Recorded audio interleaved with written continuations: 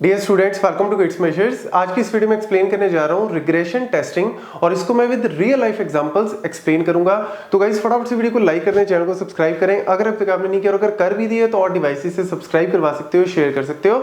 Subscribers बहुत जरूरी है। तो देखो, डेली बेसिस पे हम बहुत सारी मोबाइल एप्लीकेशंस को यूज करते हैं, अपने लैपटॉप पे हम ब्राउजर्स को यूज करते हैं, ऑपरेटिंग सिस्टम को यूज करते हैं, और यहाँ पे आपने एक चीज जो है वो हमेशा फेस की होगी, अपडेशंस की। सॉफ्टवेयर का अपडेशन है, गेम्स का अपडेशन है, मोबाइल एप्लीकेशन यूज कर रहे हो, उसका न्यू वर्जन आया, उसका न्यू अपडेशंस आया है, तो आप फिर क्या करते हो, न्यू अपडेट जो है वो इंस्टॉल कर लेते हो। इवन बुक्स भी, अगर हम नॉर्मली बुक्स भी देखें तो बुक्स भी क्या होते हैं, उनके न्यू एडिशंस आते रहते हैं। एक्चुअल में इसका सोल पर्पस क्या है? इसका सोल पर्पस ये है कि पुराना जो एडिशन था, जो एग्जिस्टिंग चीजें हैं, उसके अंदर कुछ बग्स आ गए हैं, परफॉर्मेंस का कोई इशू आ गया है, कोई ना कोई न्यू फीचर मुझे ऐड करना है, तो वो मैं नए अपडेट में ले आता हूं। ठीक है, ये सिंपल सा पार्ट है रिग्रेशन टेस्टिंग का। ये biggest example, real life example आप बोल सकते हो रिग्रेशन टेस्टिंग का। लेकिन इसमें एक मेजर चैलेंज क्या आता है कि आप न्यू फीचर लॉन्च कर रहे हो,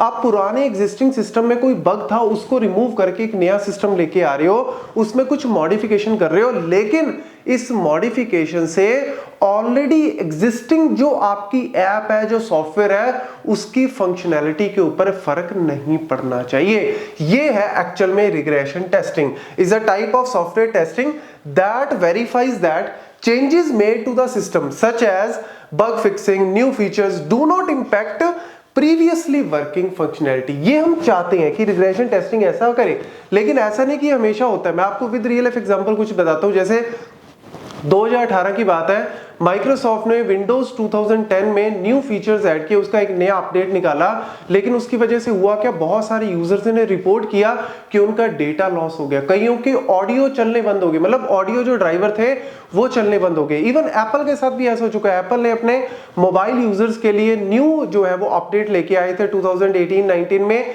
बैटरी का जो इशू था उसको फिक्स करने के लिए। उससे हुआ क्या, उससे बैटरी ड्रेन बहुत जल्दी होने लग गई। ऐसी अगर हम कार का एग्जांपल लें तो टेस्ला के साथ भी ऐसे हो चुका है कि उन्होंने एक्चुअल में लॉन्च किया था अपने जो उनका ऑटो पायलट सिस्टम है, उसके लिए एक नया अपडेट लॉन्च किया। उससे हुआ क्या, वो तो ठीक है चल गया, लेकिन एग्जिस्टिंग सिस्टम में क्या था उनका, जैसे एसी सिस्टम था, जो एयर कंडीशन सिस्टम था कार का, उसके ऊपर इफेक्ट पड़ गया, वो चलना एकदम से एब्रप्टली बंद होने लग गया। ऐसे ही अगर हम बात करें यहाँ पे BMW का, उन्होंने भी एक इलेक्ट्रिक कार के लिए अपना न्यू अपडेट निकाला। न्यू अपडेट तो ठीक है निकाला, वो चीज तो सही चलने लगी, लेकिन ऑलरेडी एग्जिस्टिंग में उनका था, लेट्स सपोज जैसे उनका फीचर जो है वो बहुत सारे यूजर्स ने ये रिपोर्ट किया कि उनका जो इंडिकेशंस है, जो डैशबोर्ड पे इंडिकेशन दिखाता है, स्पीड का इंडिकेशन, फ्यूल का, वो गलत दिखाने लग गया। तो होता क्या है कि हम एक चीज को सही करने की कोशिश करते हैं, लेकिन एग्जिस्टिंग, क्योंकि बहुत बड़ा सिस्टम है, उस सिस्टम में कोई ना कोई चेंज जो है वो गलत आ जाता है। इस चीज को रोकना रिग्रेशन टेस्टिंग का काम है। बस ये सिंपल सा फंडा है। अब यहाँ पे टाइप्स की बात करें, हालांकि बहुत ज्यादा पूछा नहीं जाता इसके टाइप्स के बारे में, लेकिन आपको मैं फिर भी थोड़ा सा बता देता हूं। जैसे फुल है, या फिर पार्शियल, या फिर इसको यूनिट भी बोल देते हैं। यूनिट रिग्रेशन टेस्टिंग का मतलब क्या है, हम एक पर्टिकुलर मॉड्यूल को, एक पर्टिकुलर यूनिट को ही ठीक करने की कोशिश कर रहे हैं, उसी में अपडेट लेके आ रहे हैं, रादर देन पूरी सिस्टम को, पूरी फंक्शनैलिटी को चेंज करने के बजाय।